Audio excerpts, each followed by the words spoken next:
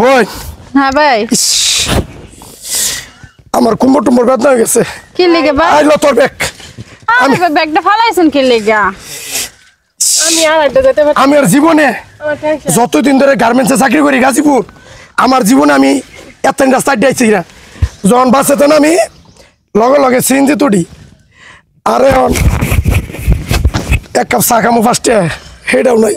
25 kilo রাস্তা দিয়েছি ভাই। আমরাও তো এরকম আইটি এসে ভাই। তুই একটু বড় ব্যাগ খেলো না রাখো। তোমরা দুইটা মানুষ থাকতে আমি এই ব্যাগ নিব না। আমার কোলে লও, আমি আর একটা যাম না ভাই। আমার আচ্ছা ওই যে আই পড়ছি, চল যাই। ইস কি কষ্ট রে লও না। ওয়ালাইকুম সালাম। আসসালামু আলাইকুম। আরে মুজিবুর ভাই কেমন আছেন? আছি তো ভালো। দেখলাম আপনারা সবাই গার্মেন্টসে চাকরি করতেন ঢাকা। ভাই আর কইেন না ভাই। শর্মের কথা কি কইতাম, কোন বোনের বিয়া দিছিলাম, এর জামাইটা বিশ্ব হারামি গেছে আন্দোলন করবার গিয়া মারা গেছে। এখন কি কইতাম ভাই, এরপর জামাইটা দাফন কাফন করতে টিয়া পয়সা শেষ 25 কিলো রাস্তা আইডি আইছি। ও মা গো। কোন এই যে আমরা জ্ঞান করছি, ঝামেলা করছি অনেক। শুনেন ভাই, আমি আপনার একটা কথা কই। এই যে আন্দোলন আছে না, আন্দোলন এই আন্দোলনে কিন্তু আমাদের দেশটা পতন। শুনেন, আপনি যে গার্মেন্টসে চাকরি করবেন, এই গার্মেন্টস যদি আপনি আন্দোলন করেন, 2022 গার্মেন্টসটা বন্ধ হয়ে যায়, কতগুলি মানুষ কিন্তু বেকার হয়ে যায়। কথাটা বুঝছেন? আন্দোলন জিনিসটা বুঝে শুনে করা উচিত।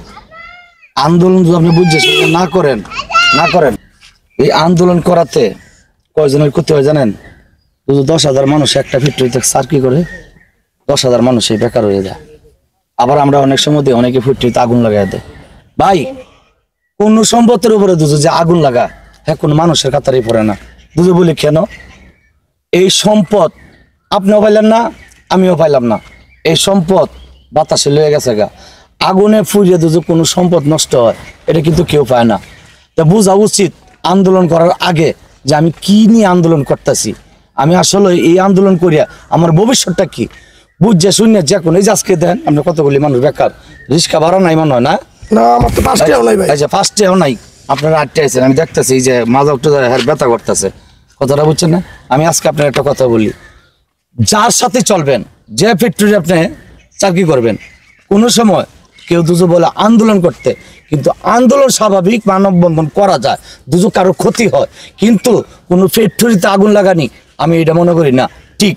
আপনি কি মনে করেন? ভাই, আমার সামনে একটা ডেলিভারি রোগী 4 ঘন্টা ধরে রাস্তা আটকে রাখছি, মারা গেছে ভাই। এই যে দেখেন, আজকে আপনার রাস্তার গাড়ি আটকে যারা আন্দোলন করে, এইসব গাড়ির ভিতরে শিশু বাচ্চারা থাকে, গর্ভবতী মা বোনেরা থাকে, এই গাড়ি আটকানো থাকে, তাদের কিন্তু অনেক ক্ষতি হয়।